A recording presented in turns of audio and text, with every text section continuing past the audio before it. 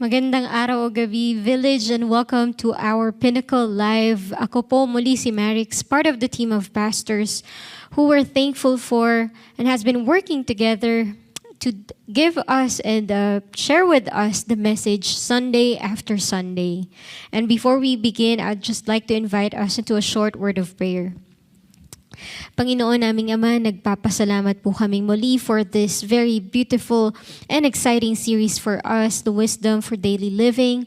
Panginoon naman, samahan niyo po kami as we dive deeper into the book of Proverbs, understand its contents, the author, Father, and the inspiration that you have given to the writer of this book. Maraming salamat po, Lord. We offer you our hearts. May you meet us where we are today. Maraming salamat po. Mahal na mahal po namin kayo. And this is our prayer. In Jesus' name we pray. Amen and amen.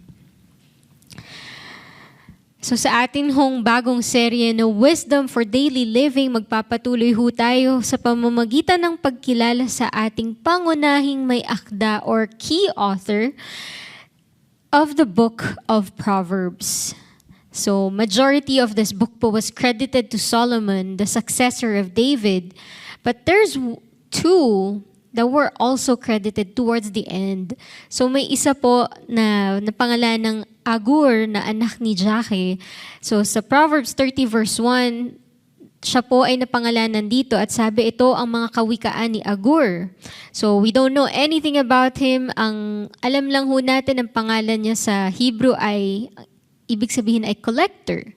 And then in the next chapter, chapter 31, verse 1, isa na namang bagong katauhan ang napangalanan sa ngalan ng Lemuel. Sabi ho, ito ang mga kawikaan ni Haring Lemuel at wala rin ho tayong nalalaman tungkol sa kanya. Maliban din sa ibig sabihin ng kanyang pangalan na devoted to God. So, everything else then in the book of Proverbs were written by Solomon. Pero may ilan din ho na hindi man ho sila ang may akda, kinilala naman silang tagasulat ng mga salawigain ni Solomon. So ito ho ang mga tauhan ni Hezekiah. So sa Kawikaan or Proverbs 25 verse 1, sabi ho, kinopya ng mga tauhan ni Haring Hezekiah ng Judah. So they were given a special mention kasi sila ho'y nag-transcribe ng mga Proverbs ni Solomon. And for the rest, of course, makikita natin, again, in Proverbs 25, sabi nga, narito pa ang ilang kawikaan ni Solomon. So the rest is really credited to him. In chapter 1, verse 1, ito ang mga kawikaan ni Solomon. In chapter 10, verse 1, narito ang mga kawikaan ni Solomon. And that's why it's very obvious for us today that Solomon is the key author of the book of Proverbs. And from our previous series ho na Profiles of David, nakilala ho natin siya bilang anak ni David at Bathsheba, that he was someone who's born out of grace. And his name, Solomon, means peace. They meant to name him Peace, which resonated throughout his reign as the last king of the United Kingdom of Israel. So, siya po ay talagang kinilalang hari na napakapayapa na kanyang pamumuno. And aside from that, he was also given a name by the Lord Himself. So kumbaga may binigyan na sa kanyang pangalan yung magulang niya. Pero ang Diyos may pinili ring pangalan para sa kanya. And he was named Jedidiah, meaning beloved of the Lord, as we see in 2 Samuel chapter 12, verse 25. And because the Lord loved him, he sent word through Nathan the prophet to name him Jedidiah. Which is also, by the way, the name of my husband, who is a beloved of the Lord. So with this name, there's something special with giving names, especially understanding their meaning, ano bang ibig sabihin, kasi ito yung dinideklara natin para sa buhay ng batang ito. And for us, with the baby on the way, we've been praying and really trying to study the names that we would want to give our child. So, but si Solomon ho, special ho siya. Ang Diyos ho nagbigay ng sariling pangalan na gusto niyang ibigay para kay Solomon. And that is Jedidiah. So, but of course, in the Bible, we'll go with his given name by his parents. And Solomon was mentioned 300 times in the Old Testament, 12 times in the New Testament, one of which nabanggit ho siya sa genealogy ni Jesus Christ. In other times, he was referred to for his greatness, his wisdom, and splendor.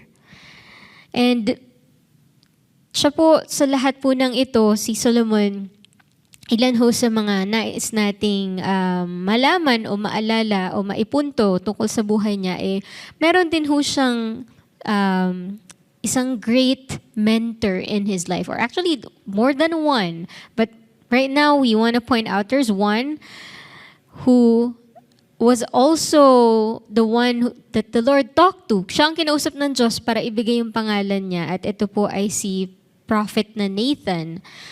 So, si Prophet Nathan po, he was a true friend to King David. And after David's passing po, Nathan continued to mentor si Solomon. So, kumbaga wala na si David sa lupa, pero andyan pa rin si Nathan to guide him and mentor him and teach him the ways of the Lord. So, sabi nga ng isang komentaryo, this relationship, this mentorship of Nathan and Solomon laid the foundation for a deep understanding of Jewish civil and religious teachings. And so we see that Solomon was really blessed. He was loved by the Lord, and he was blessed by the Lord to have men of God guide him, thus helping him to start strong. At ito ho ang unang punto natin sa sa 3 phases of our wise living. Paano nga ba ho tayo matututo sa buhay ni Solomon? So first is to start strong. So definitely that's something that Solomon was able to do. In 1 Kings chapter 3 verse 5, sabi ho, at Gibeon the Lord appeared to Solomon during the night in a dream, and God said, ask for whatever you want me to give you. It's as if the Lord was saying, sige anak, anong gusto mo? Name it. Akong bahala sa'yo. Sabihin mo. It's like the Lord who created everything, all creation in this world, was giving us a blank check. Name your price.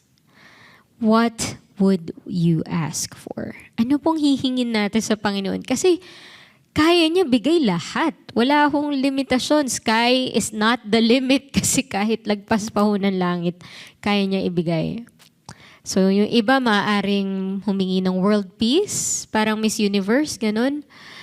At sa totoo lang ho, sa dami ng gulo sa atin, sa Pilipinas, sa iba't ibang bansa, sa Middle East, talaga namang marami sa ating hihiling ho ng world peace. Kasi naapektuhan na talaga ang araw-araw na pamumuhay ho natin. Maaring yung iba, hingin natin manalo sa loto. O kaya, $1 billion diretso after tax na to, without the taxes na, para alam natin buong-buo natin makukuha. Pinaplano na saan gagastusin, anong pag-i-investahan na lupa or business. Or maybe yung iba ho, simple lang. Ang kumain ng hindi nagkakasakit o hindi tumataba. Kasi food is life, rice is life. And sa dami ho ng ating choices, ang hirap pong mamili. At lahat ho ng ating kagustuhan, kung ano man ho yan, makuha man natin o hindi, wala hong garantiya na hindi tayo magkakaproblema after ho natin makuha iyon.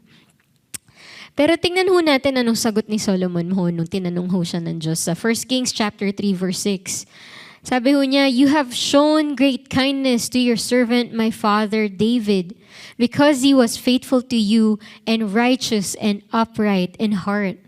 You have continued this great kindness to him and have given him a son to sit on his throne this very day. And we can see the observations of Solomon about his father and the Lord. Yung relasyon ho ng ama niya at ng Panginoon. So even before he asked for wisdom, nakikita natin na medyo matindi na talaga yung perception, yung perspective o yung pangunawa ni Solomon, di ho ba? Parang nakita niya yun, napanood niya yun sa buhay ng ama niya.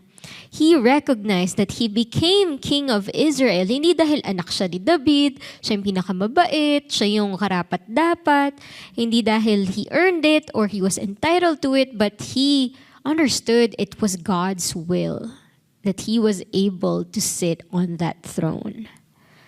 And kung maalala ho natin last week from Pastor Josh, that the Proverbs, all Proverbs are actually solid observations.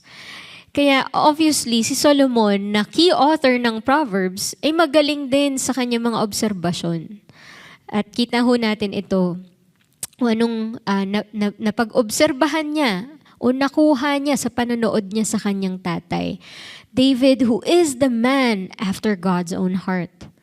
And this man has greatly influenced the posture of Solomon's heart. Kaya ngayon nakikita natin, kaya ganito si Solomon. Hindi na kung ano-ano pang nahingi niya, dumiretso siya sa kung anong nakita niyang importante base sa buhay ng tatay niya.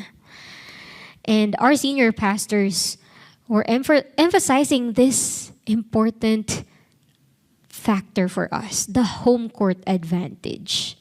Na kumbaga ho tayong mga magulang, ang ating mga anak, ang mga bata ho, habang nasa poder natin, habang nakikinig at natututo ho sa atin, kailangan ho natin silang tulungan while they are in our home court. We should help them start strong by teaching and showing them the life that is built on the right foundation. Hindi lang ho ito yung lip service na turo lang ho tayo ng turo, pero yung nakikita ho nila sa buhay ho natin. Sa lahat ho ng ginagawa natin sa araw-araw, how do we carry ourselves? Kung maginhawa ang buhay o mahirap, kung anong may problema o wala. Because in everything that we do po, and especially in front of our kids, more is caught than taught. Mas madalas tumatatak ho sa kanila kung anong nakita ho nila sa atin habang sila'y lumalaki.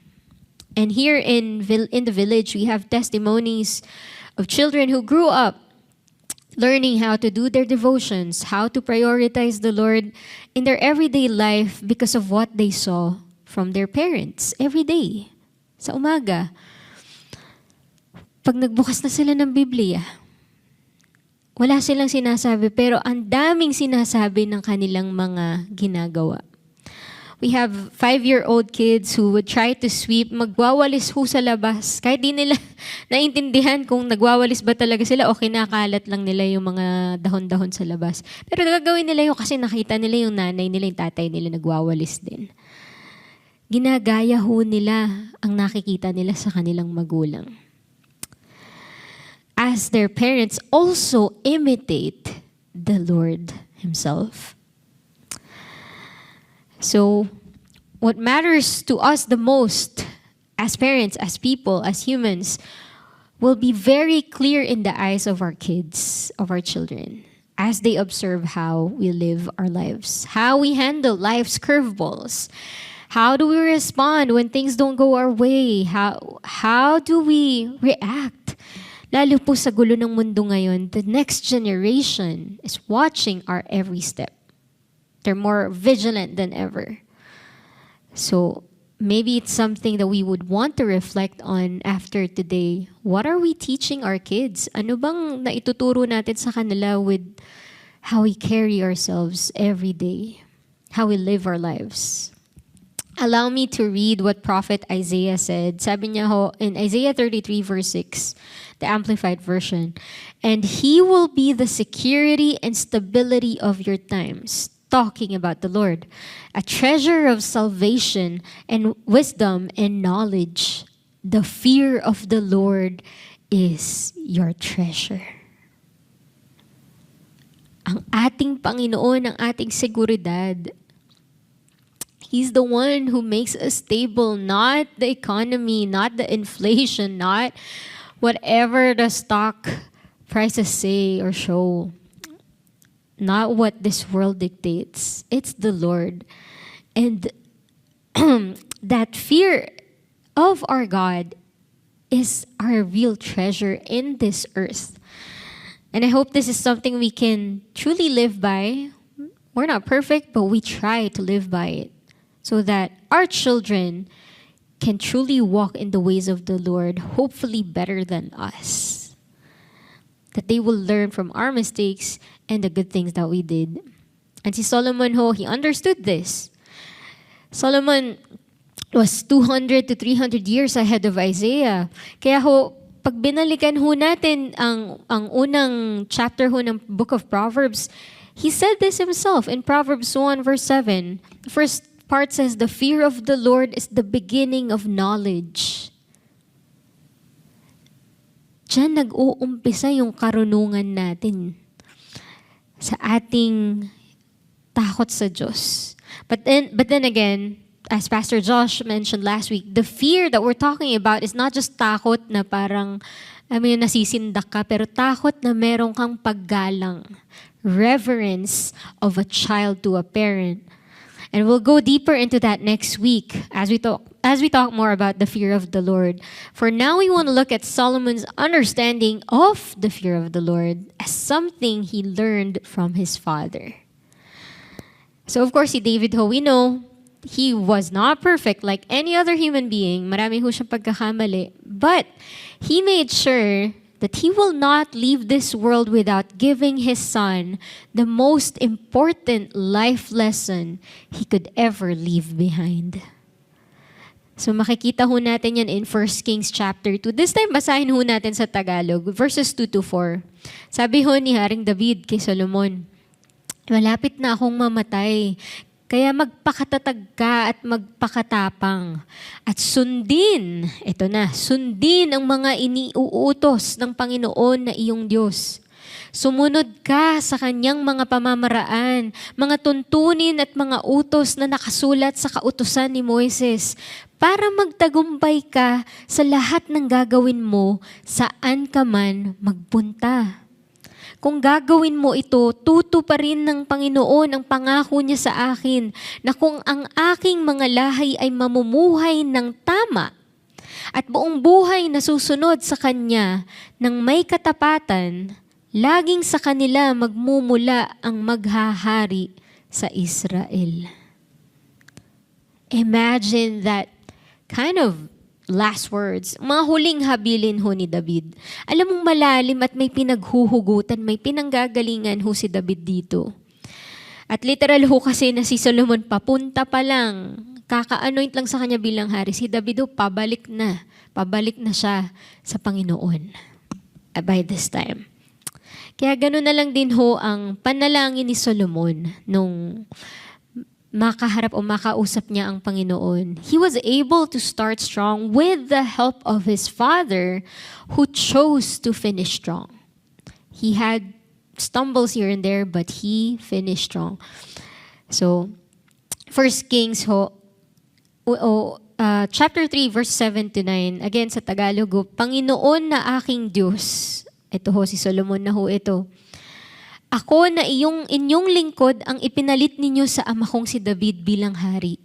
Kahit binatilyo pa ako at wala pang karanasan sa pamamahala. At ngayon narito po ako kasama ang pinili ninyong mga mamamayan na hindi mabilang sa sobrang dami. So, we can see here the awareness of Solomon na alam niya, bata pa siya eh. Pero hindi naman siya bata na parang 10 years old. Binatilyo na siya around 18 to 20 years old. So, kahit ganun pa man ho, naiintindi niya, hilaw pa siya at kulang sa paligo. Kaya itong hiling niya, sabi niya verse 9, kaya bigyan niyo po ako ng karunungan para pamahalaan ng inyong mga mamamayan at kaalamang malaman kung ano ang mabuti at masama. Dahil sino po ba ang may kakayahang mamahala sa inyong mga mamamayan na napakarami? Ramdam na ho ni Solomon yung pressure na, Lord, sobrang dami na ng Israelites. Ang laki-laki ng kingdom. I'm just starting with my life. I don't know that much. Kahit pa si David ang hari niya. And so, itong karunungan ho na hinihingi niya dito, it's not just, parang as we keep talking about, it's not just knowledge, something that we know about.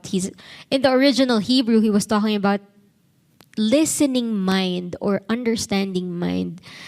Hindi lang ito basta dagdag kaalaman na hinihingi niya, kundi karunungan na matututo siyang makinig at makiramdam.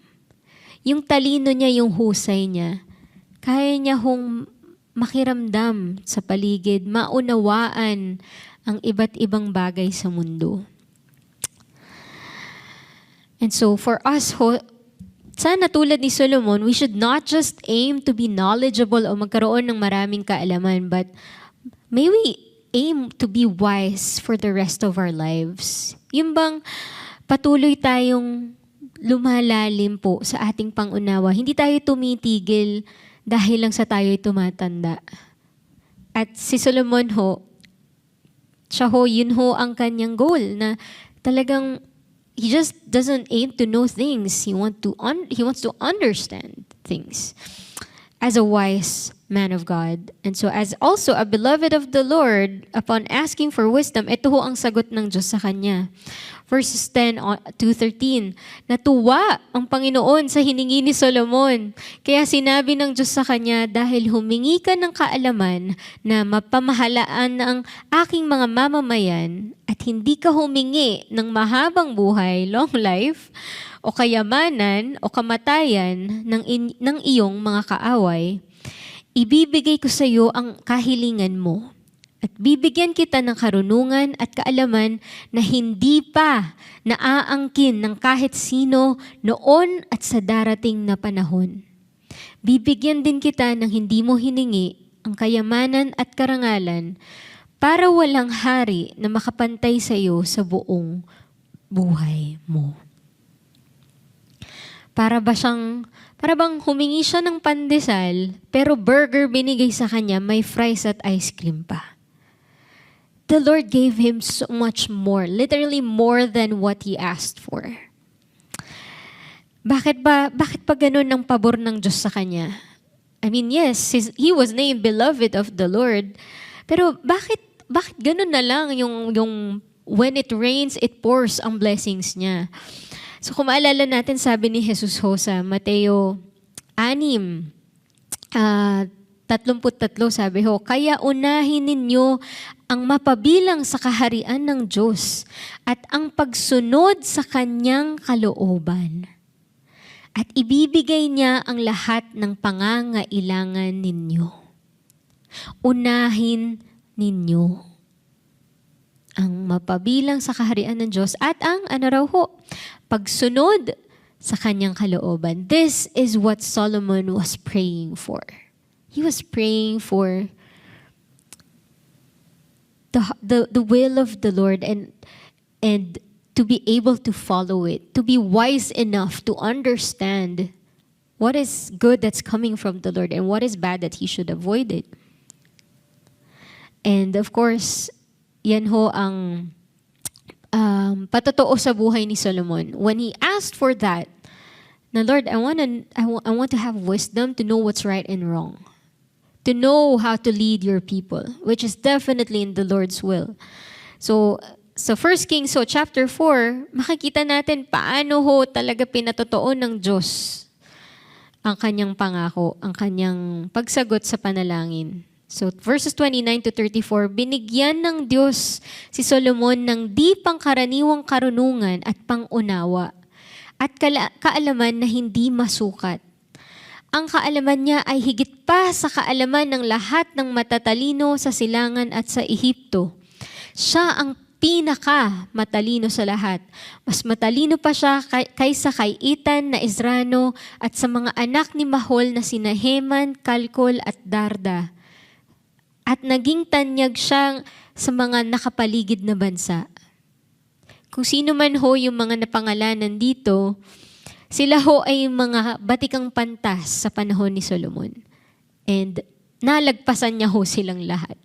Wala hong makapantay sa kanya. And then verse 32, sabi, gumawa siya ng 3,000 kawikaan, 3,000 proverbs, at 1,005 songs.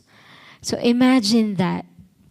Kung si Confucius nga ho, who is one of the great sages of our time already, of our world now, he did not write anything, pero there are at least 500 passages and sayings attributed to him.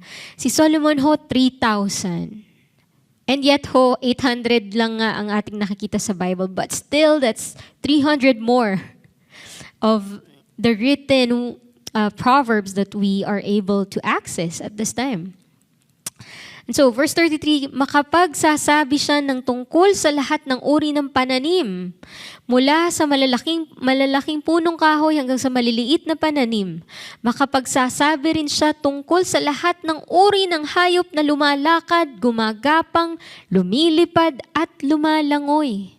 So imagine his resume. He's a king, /sage, /poet, /songwriter, botanist, /zoologist. Kasi ang dami niyang alam. Parang ilang degree ba ang meron ka?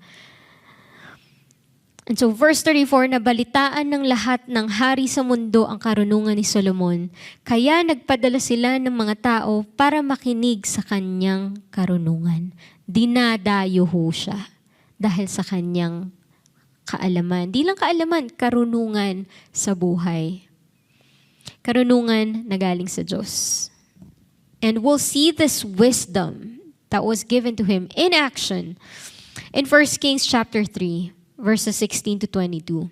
So dito ho, makikita ho natin ng isang kaso na kinailangang harapin ho o pagdesisyonan ni Solomon. So in verse 16 sabi ho, now 2 prostitutes came to the king and stood before him.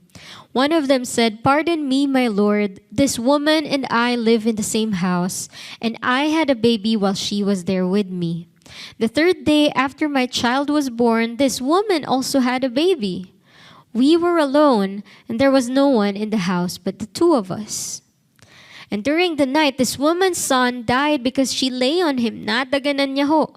So she got up in the middle of the night and took my son from my side, while I, your servant, was asleep. She put him by her breast and put her dead son by my breast. The next morning, I got up to nurse my son, and he was dead.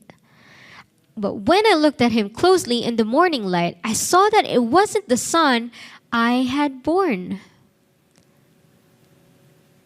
Siguro mga 1 linggo na nung nanganak siya. So, siguro naman makikilala niya yung anak niya. The other woman said in verse 22, "No, the living one is my son. The dead one is yours." But the first one insisted, "No, the dead one is yours. The living one is mine." And so they argued before the king. Doon na ho sila nagtalo sa harap ng hari. Talagang, hindi, ako yung tunay na ina. Hindi, ako yung tunay na ina. Para hong teleserye.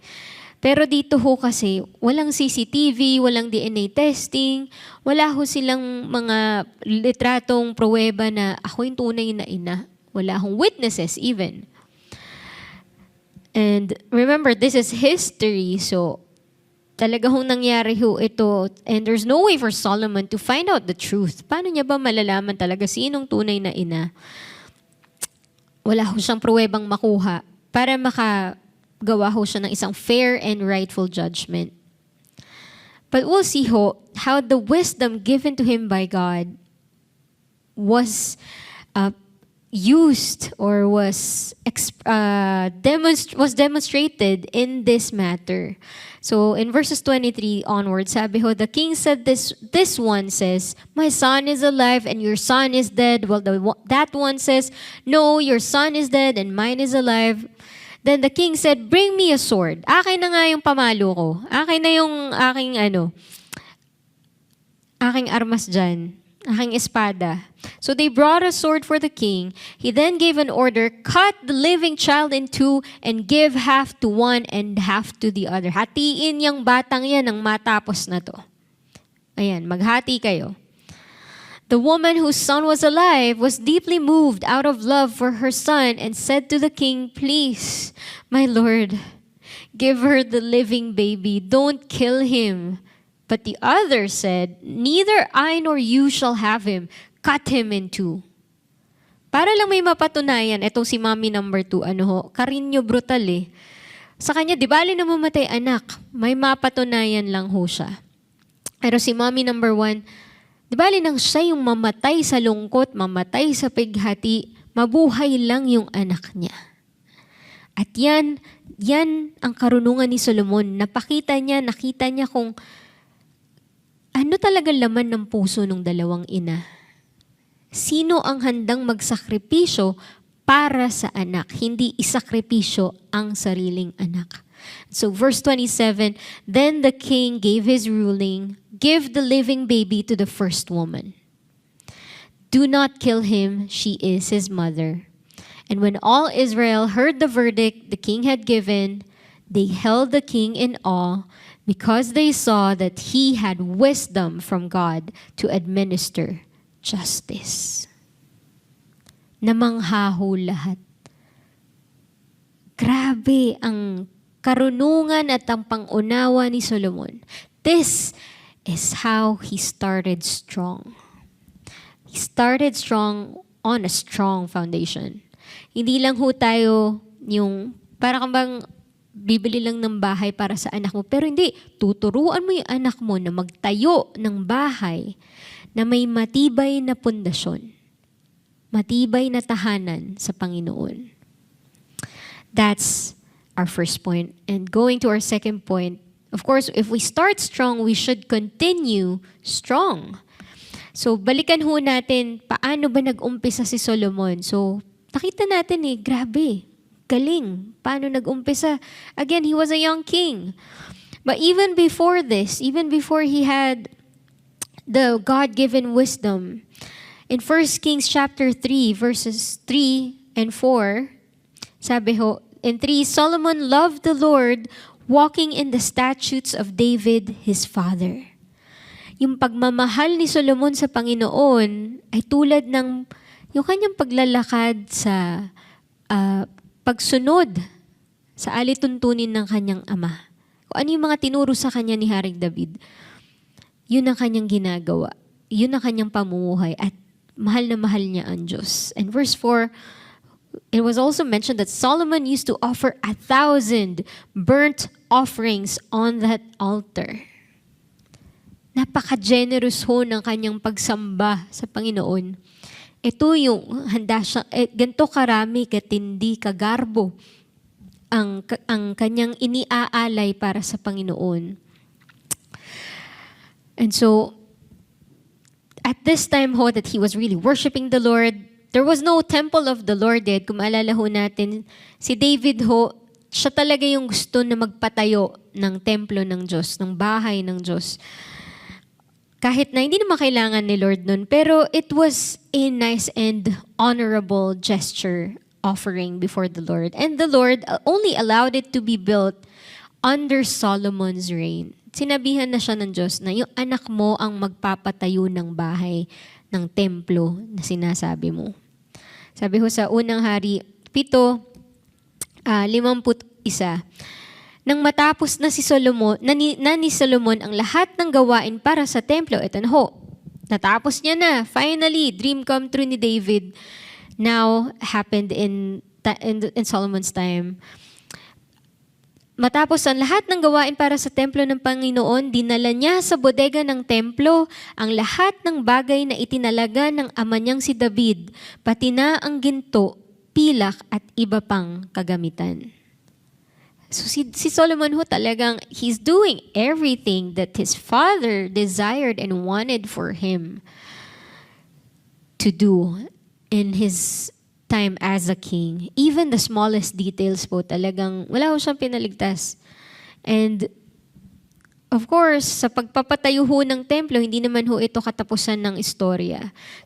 Solomon made sure to do everything right, and in this process, he understood his role in the building of the temple of the Lord. Naiintindihan ni Solomon that this was beyond himself, that he was but a part of fulfilling a promise before the Lord.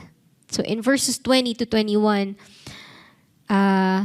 ng 1 Kings chapter 8, sabi ho, tinupad ng Panginoon ang kanyang ipinangako. Ako ang pumalit sa aking amang si David bilang hari ng Israel ayon sa ipinangako ng Panginoon. At ipinatayo ko ang templo para parangalan ang Panginoon ang Diyos ng Israel. Nagpagawa ako ng lugar doon sa templo para sa kahon, kung saan nakalagay ang kasunduan ng Panginoon na kanyang ginawa sa ating mga ninuno nang inilabas niya sila sa Ehipto. And so in all of these po, the preparation, the construction, the building, and now even fixing the smallest of details. So it took them 7 years bago ho matapos ang templo ho ng Panginoon. And he was able to do all these things, starting strong and now continuing strong, even without his father. Kasi ho, by this time, namayapa na ho si David.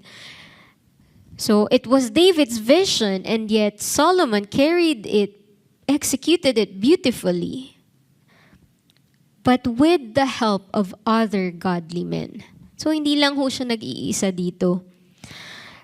Pastor Alex reminded us of 3 figures who guided Solomon during his early reign as a king and during the most prosperous time of his reign as the king of the United Kingdom of Israel.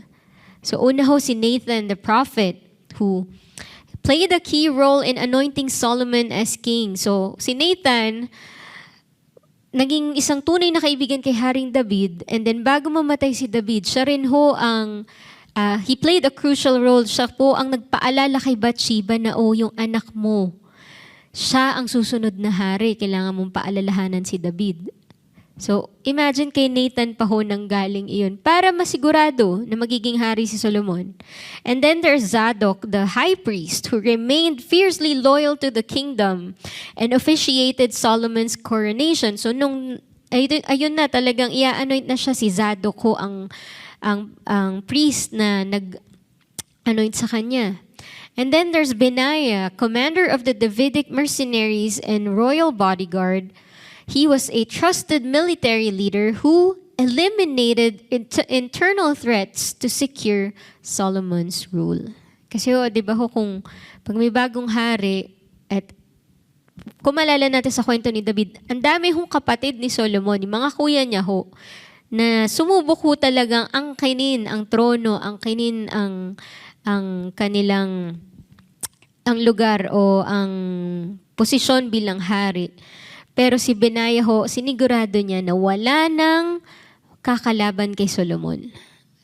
That he will be able to reign peacefully. And for us ho, in our continuing strong, we need people like this. People who will help us, people who will guide us, people who will be there with us and for us as we go through our seasons in this life. And so, for us, our parents may or may not be able to lay the right foundation, the strong foundation for us, but this is a long haul po.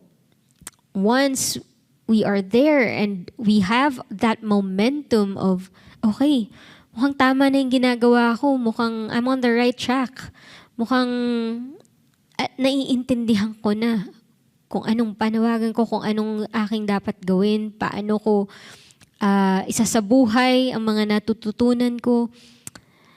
We still need people who will check our blind spots for us, who will remind us of the things that we forget. Kasi ho, sa totoo lang, makakalimutin ho natin. We need people who will come in and do the things that we are not able to do because we have strengths but we have weaknesses. And may mga tao ho na kaya hong tayong tulungan, maging kaagapay ho natin sa paglalakbay. Sabi nga ho, it takes a village to raise a child.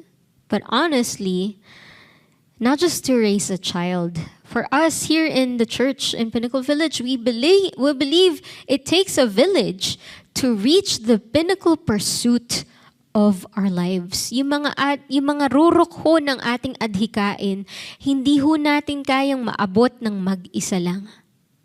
We need people on our side who will journey with us in life and in faith.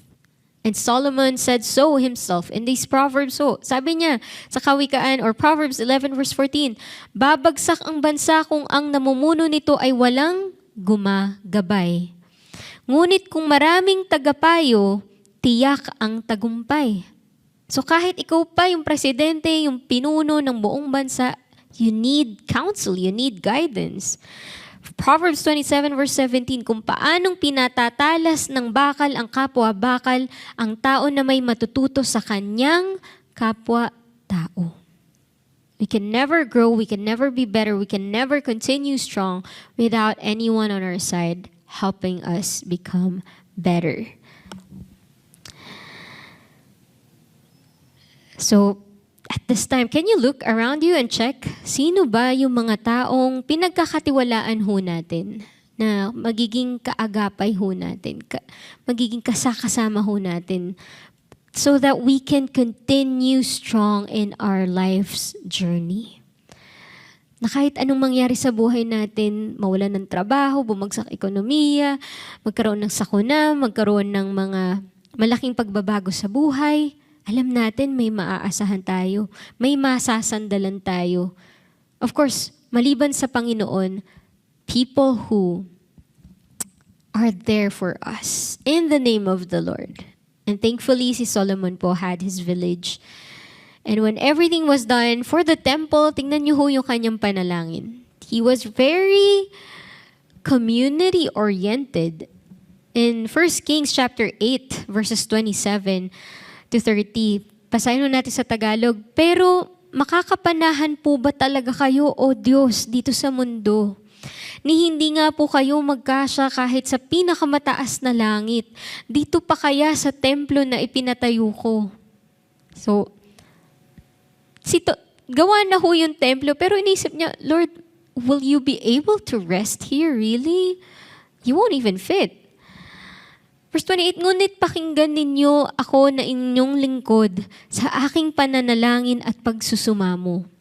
O Panginoon na aking Diyos, pakinggan nyo ang panawagan at pananalangin ko sa inyong presensya ngayon. Ito ho yung kababaang loob ni Solomon. Even when he was able to build something grand for the Lord, I just searched for an AI photo for a better grasp of how majestic can this temple be that Solomon built.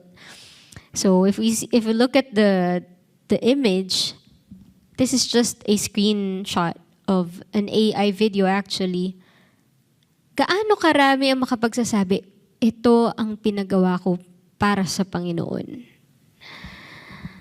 Even though it's not really about what we can do for the Lord, but when we reflect on his prayer here, it's about wanting to honor God while humbly attempting to commune with him in this temple, as we see in the next two verses.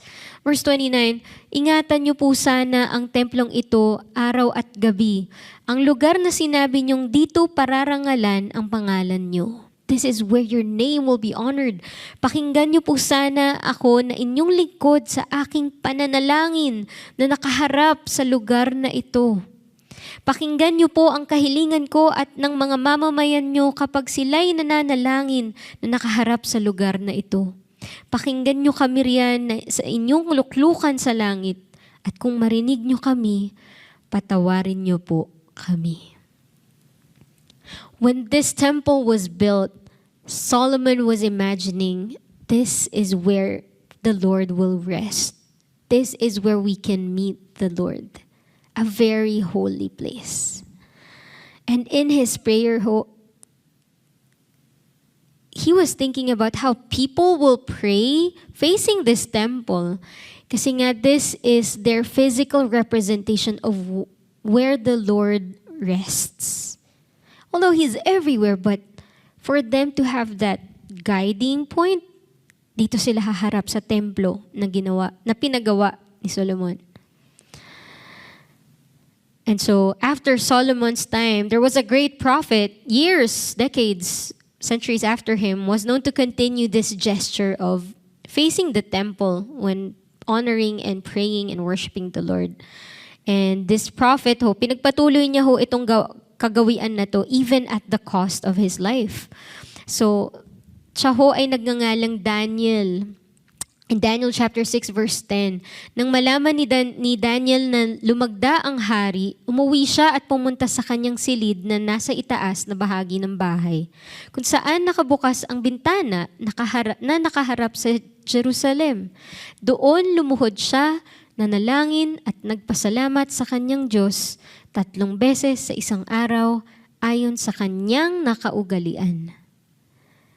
So if we remember si Daniel at the time of the Babylonian exile, may time na bawal sumamba ng kahit sinong Diyos. Kailangan si Haring Darius lang. Ang lumabag sa batas na ito, ipapatapon sa yungib ng leon. And that's why there's the story of Daniel and the lion's den.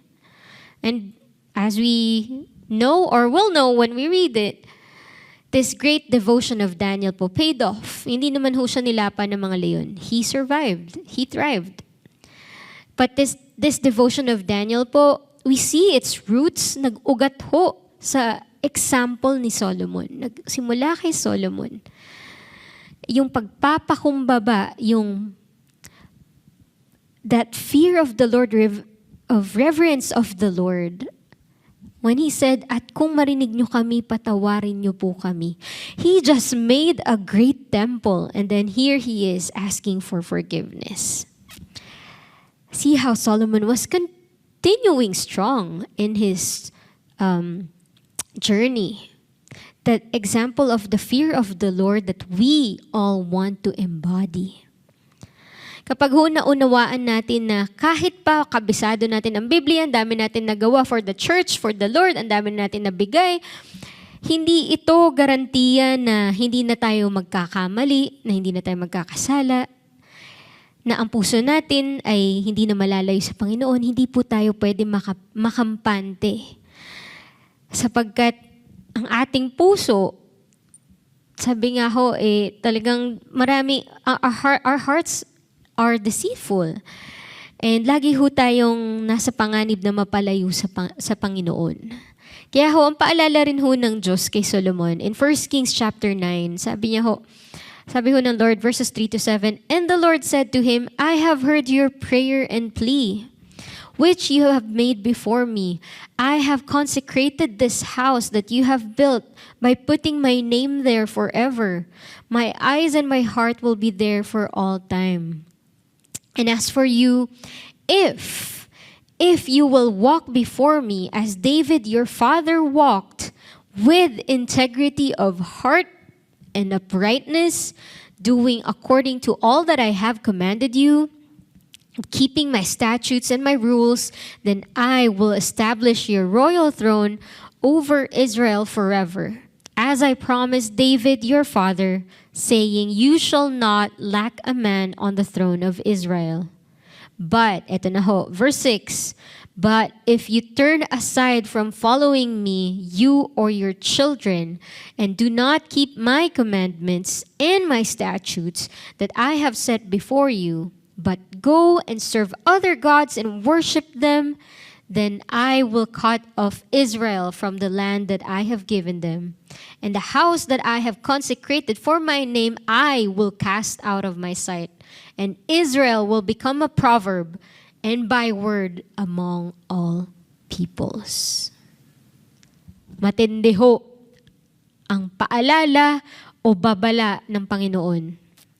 And this echoes David's final instructions for Solomon. If you remember, yung mga huling habilin ni David, na kapag ikaw ay lumihis at nagkaroon ka ng ibang Diyos, ng ibang sinasamba, babawiin ko lahat to.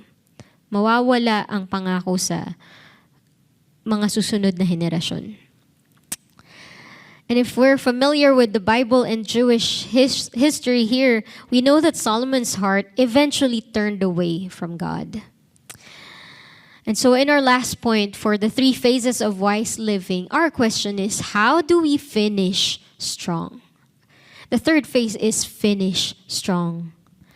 Tignan ho natin maigi ang paalala ni Moses sa mga Israelita. In Deuteronomy chapter 8, verses 11 to 14, sabi ho, "Be careful that you do not forget the Lord your God, failing to observe His commands, His laws, and His decrees that I am giving you this day." And the rest of the verses, so, pinapaalala niya na, kapag busog ka, kapag nakarami ka na ng kain, kapag may tirahan ka na, kapag marami ka ng mga tupa, marami ka ng pagmamay-ari o ari-arian, baka maging hambog na yung puso mo. Baka makalimutan mo yung Diyos, kaya be careful not to forget the Lord your God. Kasi di ba talaga nangyayari yun eh, may pagkakataon na andyan na yung answered prayer, nakagaan na, nakaluwag-luwag na, and then ayun na, nakakalimot na. Prinamis ko to kay Lord bago niya ibigay yung sagot niya. Kaso Lord, may nai-commit ako sa boss ko, may nai-commit ako dito eh. So nagiging priority number 2 na lang si Lord. Nagiging, na lang siya, second rank na lang sa ating mga important stuff and important aspects of our lives. And si Solomon bilang someone who has lived in the palace, unlike his father who lived as a shepherd boy, Solomon lived in the comfort and security of the palace. Namuhay prinsipe siya. Siya ay lumaki na komportable ang buhay. Hindi siya tulad ni David na hindi niya na kailangan makipagdigmaan ng ilang taon bago pa niya makuha ang kanyang posisyon bilang hari. Kumbaga, ayun na, si Prophet Nathan tinulungan nga siya para ihain na lang sa kanya. So, si Solomon sa kanyang kinalakihan, medyo mas madali ang buhay niya and therefore medyo mas madali ring makalimot. Sabi nga ng isang Scottish historian na si Thomas Carlyle, "For 100 that can bear adversity, there is hardly one that can bear prosperity." Mas mahirap hawakan yung karangyaan kaysa yung paghihirap sa buhay. And unfortunately, that's what happened with Solomon. In 1 Kings chapter 11 verse 3, dito nakita natin paano siya bumigay. He had 700 wives of royal birth and 300 concubines, and his wives led him astray. Sa dami ng asawa niya, pati puso niya natangay papalayo sa Panginoon. Di ba ang paalala ni Moses sa Deuteronomy chapter 17 verse 17, "The king must not take many wives for himself because they will turn his heart away from the Lord." Paano niya kaya nakalimutan to? Ikinalakihan niya yung mga kasulatan ni Moses. Sa talino niyang yan, paano niya nakalimutan yan? At sa totoo lang, sino bang maraming asawa ang napalapit ang puso sa Diyos? Kaya napaka-importante nitong mga pangaral na sinulat ni Moses. Sa pagpapatuloy verse 18, "When he sits on the throne as king, he must copy for himself this body of instruction on a scroll in the presence of the Levitical priests. He must always keep that copy with him and read it daily as long as he lives." Habang buhay. Hindi yung kapag may narating ka ng edad o posisyon. Habang buhay. That way, he will learn to fear the Lord his God by obeying all the terms of these instructions and decrees. And verse 20, "This regular reading will prevent him from becoming proud and acting as if he is above his fellow citizens. It will also prevent him from turning away from these commands in the smallest way. It will ensure that he and his descendants will reign for many generations in Israel." this is the answer. How can we last the long haul and finish strong? It is by keeping close the word of the Lord so that we can learn the fear of the Lord. So from last week to this week to next week, we'll be talking about the fear of the Lord because it's essential to our wise living, to the wisdom that we need for our daily living. And today, before we end, just two things, two ways how the fear of the Lord shields us away from two things, as taught by our senior pastor, Pastor Gina. First is fear of the Lord shields us away from small compromises. So, sabi nga nagsisimula ang lahat sa maliit na patikim-tikim. Pero with the fear of the Lord, we can be protected from the small compromises. Kasi kay Solomon dyan nag-umpisa eh. Nung batang hari pa lang siya, pinakasalan niya isang prinsesa na hindi naman kinikilala ang Diyos na kanyang pinagsisilbihan. That's in 2 Chronicles chapter 8 verse 11. Sabi nga Solomon brought Pharaoh's daughter up from the city of David to the palace he had built for her, for he said, "My wife must not live in the palace of David, king of Israel, because the places the ark of the Lord has entered are holy." So naisip niya na masyadong banal yung palasyo ng tatay ko kasi dito napunta yung arko ng Panginoon eh. So naisip niya na parang hindi tugma. Pero di niya naisip, yung pinakasalan mo, iba yung Diyos. Magkaiba kayo ng sinasamba. So taliwas di ba? Kahit na ba ang layunin niya para magkaroon ng alyansa, ang Ehipto at ang Israel para magkaroon ng kapayapaan sa kanilang mga kaharian, hindi ito sapat na dahilan para suwayin niya ang kautusan ng Diyos, para lumabag siya sa kalooban ng Diyos. This is what we call partial obedience. And partial obedience is still disobedience. So yung maliit na kompromiso, habang tumatagal, lumalaki. At lahat yan ay naglalayo sa atin sa puso ng Diyos. And so this is a good reminder for us to reflect. Do I only fear God when I'm in the church, when I'm in the service? Or do I fear God? Do I respect Him? Do I revere to Him in everywhere I go, in every day of my life? Are there small compromises that I justify because they seem manageable or because they seem normal to everyone else around me? Lahat sila ginagawa nila So ako din, gagawin ko din. Normal na Or am I obeying only parts of God's word that are convenient to the lifestyle I want to live? Ito, okay ako sundin yan. Pero yung iba, Lord, baka hindi naman yan applicable sa akin.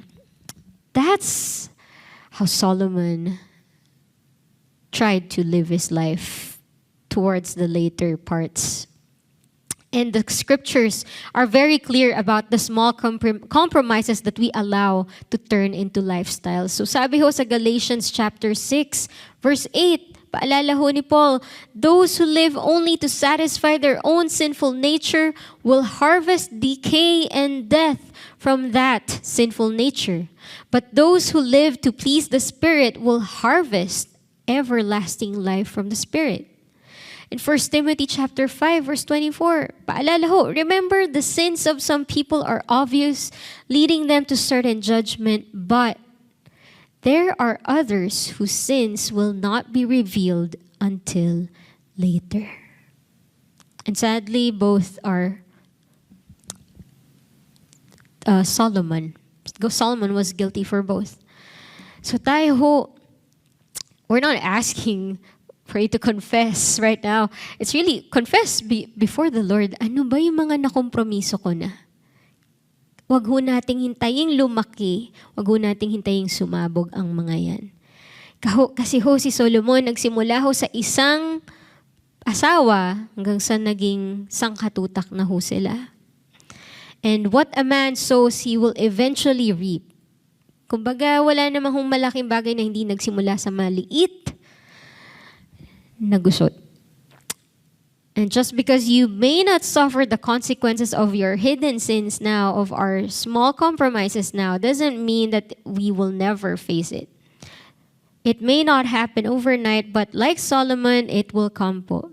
And this is not, of course, nakakatakot, but this is a reminder. We don't want that to happen. We don't want it to be too late for us to turn back to the Lord.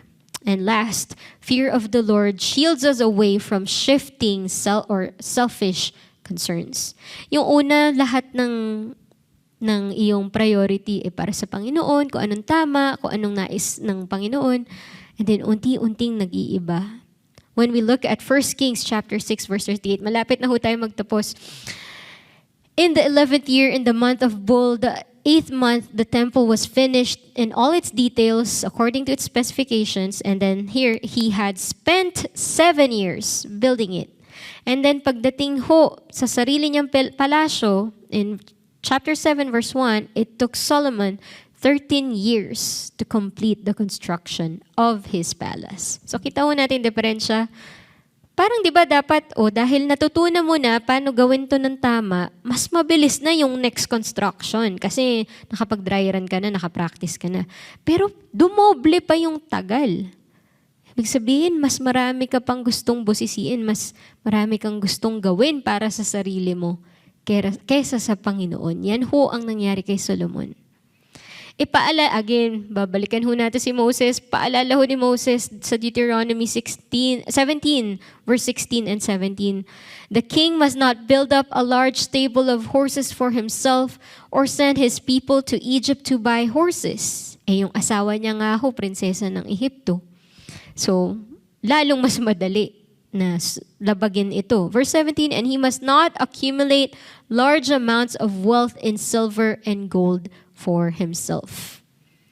And yet, this is what exactly happened ho in 1 Kings chapter 10. So, dadaanan lang ho natin mabilis. Verse 21, sabi ho, all King Solomon's goblets were gold, and all the household articles in the palace of the forest of Lebanon were pure gold. Pure, wala hong halo. Purong ginto.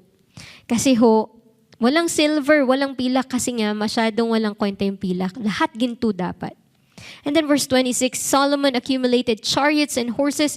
He had 1,400 chariots and 12,000 horses, which he kept in the chariot cities with him in Jerusalem. Grabe ho. Excessive gold, excessive horses, excessive wives, lahat ho ng sobra, lahat ho ng labis.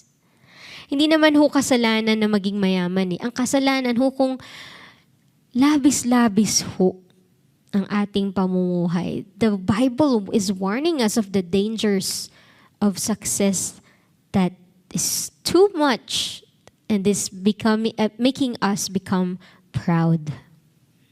So paano ba nagtapos ang lahat para kay Solomon? Ngayon nakita natin paano talaga yung downfall niya, paano nag-shift yung kanyang priorities, yung kanyang concerns. And we would like to end with this hope. In Ecclesiastes chapter 12, verses 13 to 14, sabi ho ni Solomon, now all has been heard. Here is the conclusion of the matter. Fear God and keep His commandments, for this is the duty of all mankind. For God will bring every deed into judgment, including every hidden thing, whether it is good or evil. If we remember, Ecclesiastes is where we will find the words, everything is in vain. Lahat ng bagay sa mundong ito, walang kwenta lahat ng yan. And this is his conclusion. This is what's important, to fear God and keep His commandments. Kasi natamasa niya lahat ng karangyaan. Nakita niya, kahit ilang ginto pa yan, ilang asawa pa yan, ilang kabayo pa yan, kahit gaano pa kaganda palasyo mo, wala lahat ng yan. Ang importante ay ang takot sa Diyos, ang pananambahan sa Diyos, ang pagsunod sa Kanyang mga kautusan. And this is why it's important to not only start and continue strong, but to finish strong by staying in the fear of the Lord until the end. That's what we want. For us, the parents, this is what we desire that our children will see in our lives. For us, the younger ones, this is what we want to aim for. Kasi David ho, he has another son, another king po. A king who's very different from Solomon. A king na wala ho siyang labis-labis na pilak at ginto. Ang sabi niya nga magpapakahirap siya para sa atin. Gusto niyang maging mahirap para tayo ang yumaman. Itong hari na to, wala ho siyang mga kabayo. Actually, ang sinakyan niya nung ipinarada siya ay isa hong donkey o buro. Itong hari ho na to, hindi ho ganun karami yung kanyang asawa. Actually, he only has one bride and he gave his life for this one bride. And his name is Jesus Christ. This king named Jesus lived the life that you and I could never have so that we could live a new life that we don't even deserve. Si Jesus ho, ang anak ni David na siyang nagpapakita ho sa atin what it really means to finish strong. Sabi nga ho ni Ken Boh, a pastor from Coast Hills Community Church, where the key author of the book of Proverbs falls short, points us to the true author of wisdom himself. Where Solomon failed, points us to someone much greater than he. And this king, our king, he has the power to give us a new heart. Kasi ho, marami ho tayong magkakamali pa ho tayo. But this is the one true author of wisdom who will give us new life and new heart. A heart that follows hard after the Lord. A heart that hides His word so that we can learn to fear God. And a heart that's undivided because it's the one that He rules and reigns. So as we respond, may we sing this song, A Pure Heart, and really respond to the Lord. Lord, I want to finish strong. I want to live the rest of my life in reverence of who you are.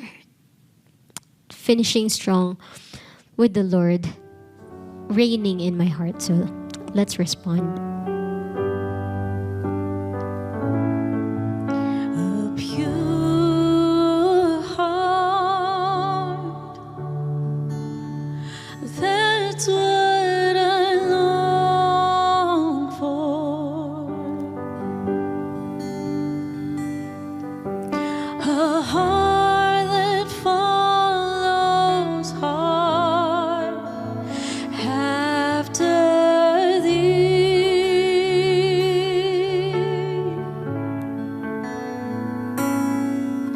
A pure heart, that's what I long for.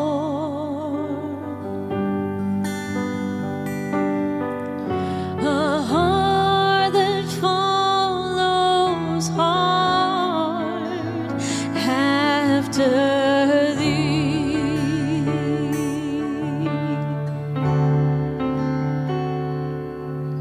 A heart that hides your word so that sin will not come in. A heart that's undivided, but one you rule and reign. A heart that pleads compassion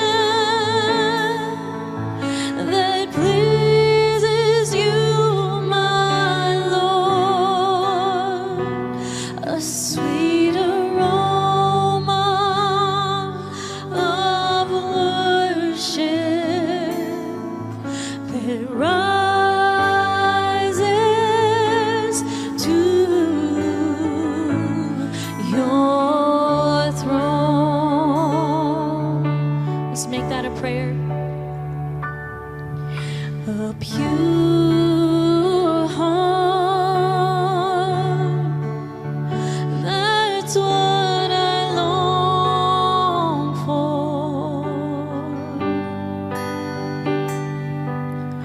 A heart that follows hard after thee.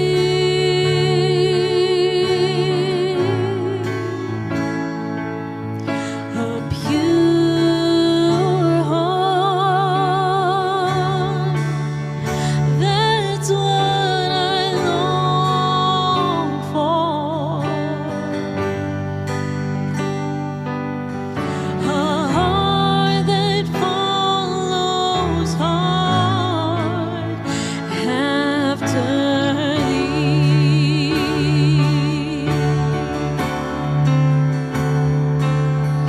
A heart that hides your word so that sin will not come in. A heart that's undivided, but one you rule and reign. A heart that beats compassion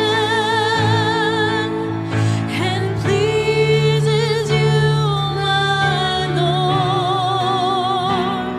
A sweet aroma of worship that rises to your throne. A heart that hides your word. A heart that hides your word so that sin will not come in. A heart that's undivided, but one you rule and reign. A heart that beats compassion that pleases you, my Lord. A sweet aroma of worship that rises to your throne.